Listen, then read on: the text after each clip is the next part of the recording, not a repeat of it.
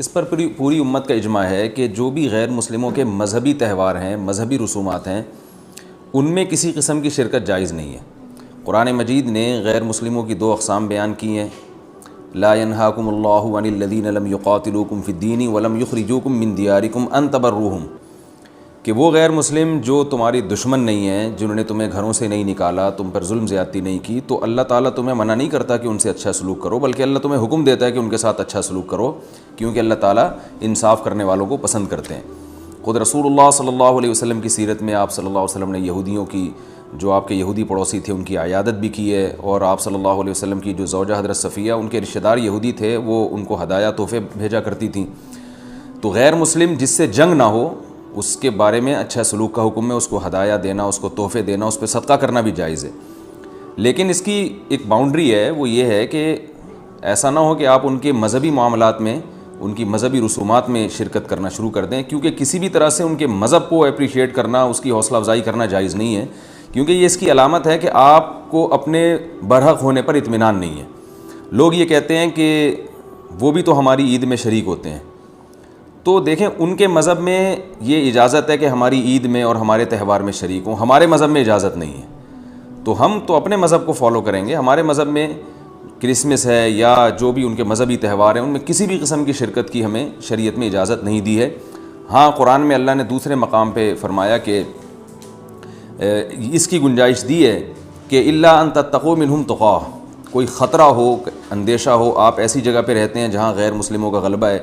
اور اگر آپ نے بالکل ہی بائیکاٹ کر کے رکھا تو آپ کو خطرہ ہے کہ وہ یعنی آپ پہ ظلم زیادتی کریں گے، تو ظلم سے بچنے کے لیے یا زیادتی سے بچنے کے لیے جس حد تک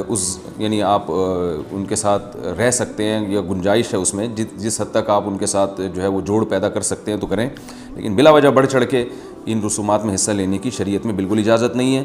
وجہ اس کی یہ کہ اگر آپ ان کے مذہبی تہواروں میں شرکت کریں گے اور تو یہ منافقت ہے، کیونکہ اسلام ایک طرف یہ دعویٰ کرتا ہے وَمَن يَبْتَغِي غَيْرَ الْإِسْلَامِ دِينًا فَلَن يُقْبَلَ مِنْهُ، اسلام کو اپنے برحق ہونے پر اتنا اطمینان ہے کہ وہ یہ کہتا ہے کہ دین برحق ان الدین عند اللہ الاسلام، دین برحق صرف اور صرف اسلام ہے۔ تو جب صرف اسلام ہے تو اسلام کے علاوہ سب باطل ہیں، جب باطل ہیں تو اسلام پھر ان